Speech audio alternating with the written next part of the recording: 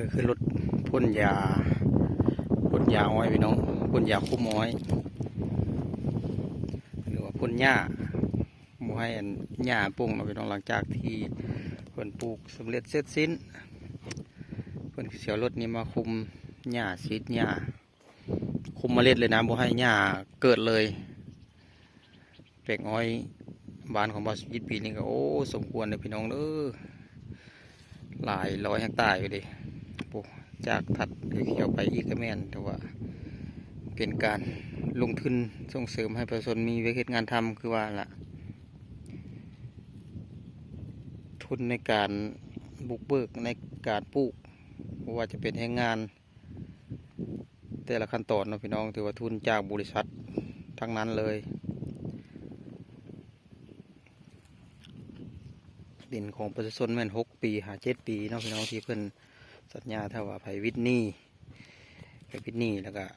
ถือว่าดินตอนดังกล่าวนี่ก็เป็นของประชาชนเฮาสิไปปลูกหยังเฮ็ดหยังก็ได้หรือว่าไผอยากดำเนินต่อก็ได้พี่น้องดินของบุคคลที่ให้เพิ่นบุกเบิกแล้วก็ปลูกอ้อยเพื่อขายเพิ่นเนาะเพราะว่าทุนของเพิ่นเองหั่นล่ะที่สนับสนุนให้ประชาชนมีเวทีงานทำนี่มันก็ลดโอ้น่าจะแก้กล่องพี่น้องลดพ่นยานี่ก็ได้ระบบก็สลับซับซ้อนสมคิดก็เพิ่งเคยเห็นพี่น้องเมื่อก่อนเครื่องที่ทันสมัยส่วนหลายจะเห็นแต่อยู่ฝั่งไทยตอนสมัยว่าสุจิตไปทำงานอยู่ฝั่งไทยเมื่อนี้มาเห็นอยู่ฝั่งลาวพี่น้องเพราะว่านักลงทุนชาวไทยเพิ่นมาลงทุนทำธุรกิจปลูกอ้อยอยู่ทางฝั่งไทยอยู่ทางฝั่งลาวนะพี่น้องเพิ่นก็มาควบคุมมาเบิ่งแยงมาสอนวิธีการปลูกแล้วก็นำเครื่องเทคโนโลยีจากทางฝั่งไทยมา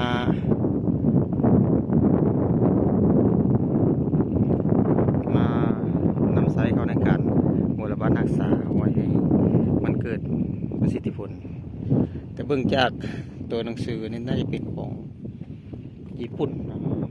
เขียนของญี่ปุ่นเนาะพี่น้องคล้ายๆกันนะ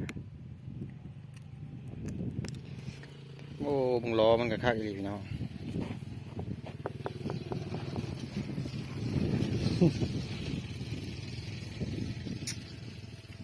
อันว่าสุดยอดเลยพี่น้อง